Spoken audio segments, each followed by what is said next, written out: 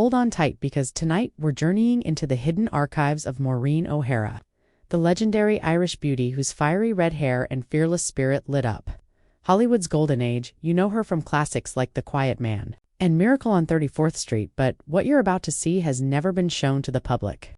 These rare photos reveal untold stories from her earliest days on screen to her final curtain calls. Make sure you stay until the very last image. It's a revelation that redefines her legacy. Our story opens in the late 1930s, when Maureen was still Kay O'Hara, a teenager studying singing in Dublin. A single black-and-white photo from her music teacher's scrapbook shows her in a practice gown, eyes closed, mid-vibrato, a fierce expression that foreshadows her dramatic screen presence. This early portrait vanished after her move to London, and only resurfaced when the teacher's estate was catalogued decades later.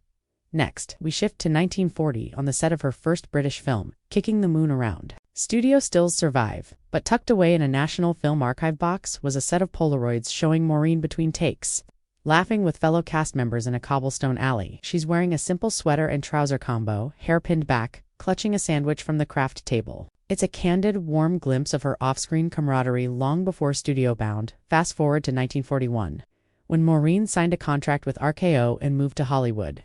Official glamour portraits from her earliest American headshots are iconic. But look closely at a contact sheet discovered in an estate sale. An outtake shows an unguarded smile as photographer George Horrell told a joke. That moment of real joy contrasts the poised glamour she later perfected. The moment we truly see her wit and humility. The real treasure trove surfaced in her private album from the 1950s, during the making of The Parent Trap.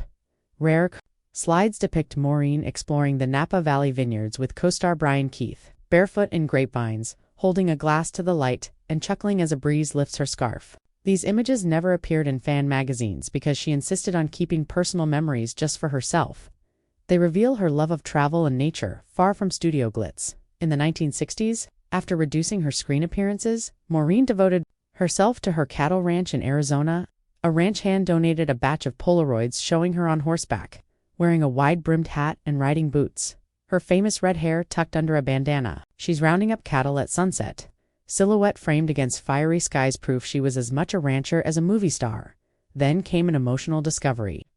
A set of behind-the-scenes photos from her 1971 return to acting in Big Jake with John Wayne Productions stills capture her in costume, but hidden in a Western memorabilia collection were candid on-set shots. Maureen and Wayne sharing a quiet moment in the trailer, her hand on his arm as they preview a scene. Those frames reveal a deep professional respect and friendship that defined Hollywood's classic partnerships.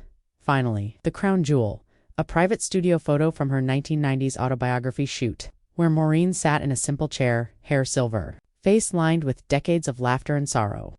She holds a spine of her memoir, smiling knowingly at the camera. It's a portrait of an icon reflecting on a life fully lived, a queen of cinema, at peace with her story. Which of Maureen O'Hara's rare photos moved you most? Her teenage singing portrait, the vineyard Polaroids, or that reflective autobiography image? Let me know in the comments below. I read every one. If you loved this retrospective, please give this video a thumbs up, share it with fellow classic film enthusiasts, and subscribe for more untold stories of Hollywood's greatest legends. Don't forget to ring the bell so you never miss our next deep dive. Thanks for watching, and remember, the greatest stars shine brightest off camera.